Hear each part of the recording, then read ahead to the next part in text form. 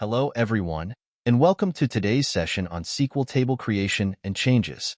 In this lecture, we'll learn how to create and manipulate tables in a relational database using SQL, and I'll guide you through some best practices to avoid common errors. Let's get started.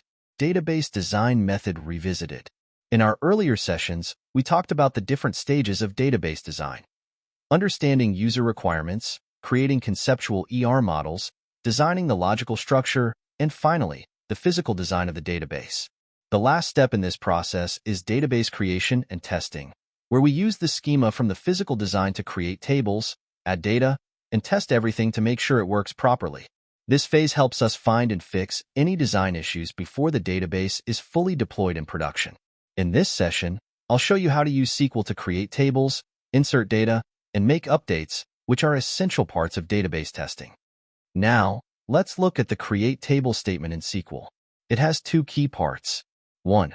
Field definition, which include A. The name of each field, like first name or phone. B. The data type for each field, such as varchar for text or integer for numbers. C. Field constraints like not null for required fields or default values. 2. Table constraints, which ensure data integrity. A. The primary key identifies unique records, like employee ID in a table. B. Referential integrity, often enforced by foreign keys, ensures that relationships between tables are valid, for example, making sure that a sales rep is linked to an existing manager. Remember, different database systems may implement these features slightly differently. Always check the documentation for your specific database, like Oracle or SQL Server. To understand this better, I encourage you to work with your AI tool too. Look into the different data types used in SQL and try some examples. Compare how data types are supported in systems like Oracle or MySQL. Practice using constraints, such as required fields, primary keys, and foreign keys, and see how they work in action. As an example, let's revisit the sales database we discussed earlier during our modeling session. For simplicity, we'll focus on just two tables, sales rep and sales manager. The manager ID field in sales rep is a foreign key reference to the primary key EE-ID of sales manager. These will help us demonstrate the concepts of table creation. Let me describe how to create the sales manager table in SQL. In this table, the EE-ID field is marked as the primary key, meaning each manager must have a unique employee ID. Each field is defined with a data type, such as varchar for text fields or date for dates. Fields like first name and hire date are marked as not null, meaning they cannot be left empty. Keep in mind that commas must separate field definitions, but there should be no comma after the last field. Also, while some databases don't require it, it's a good habit to end every SQL statement with a semicolon. Now, let's create the sales rep table.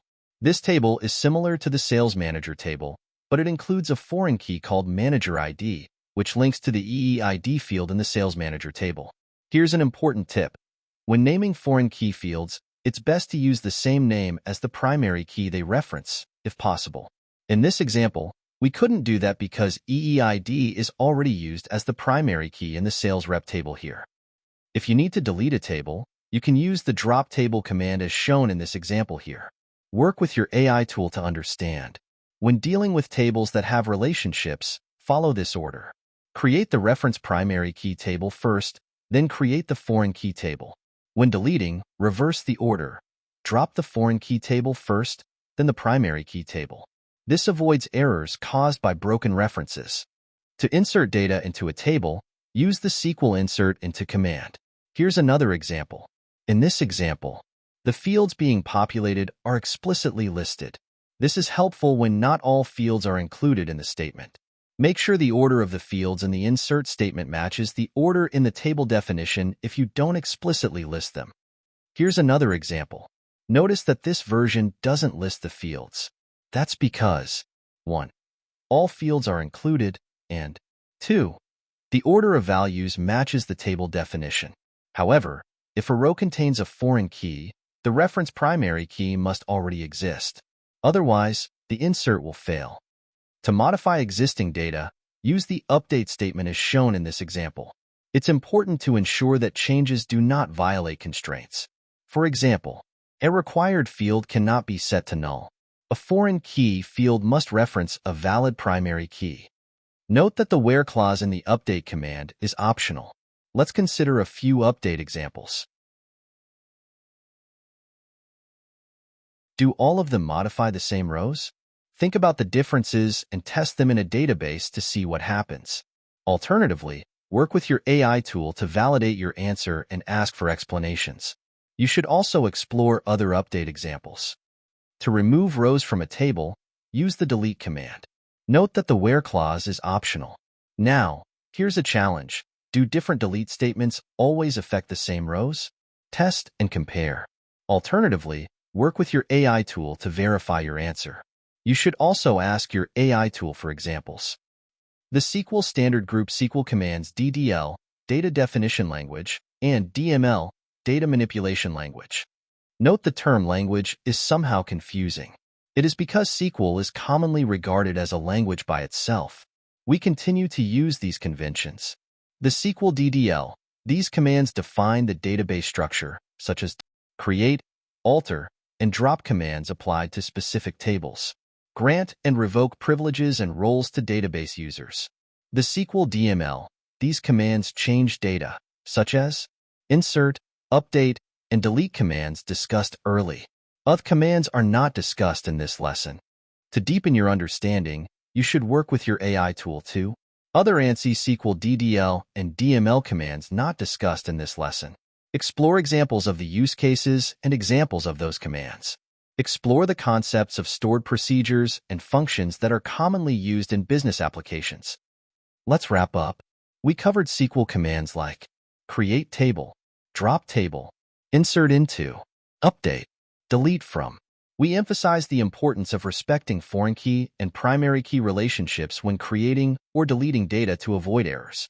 A foreign key table can only be created after its reference primary key tables must be removed prior to removing its reference primary key tables.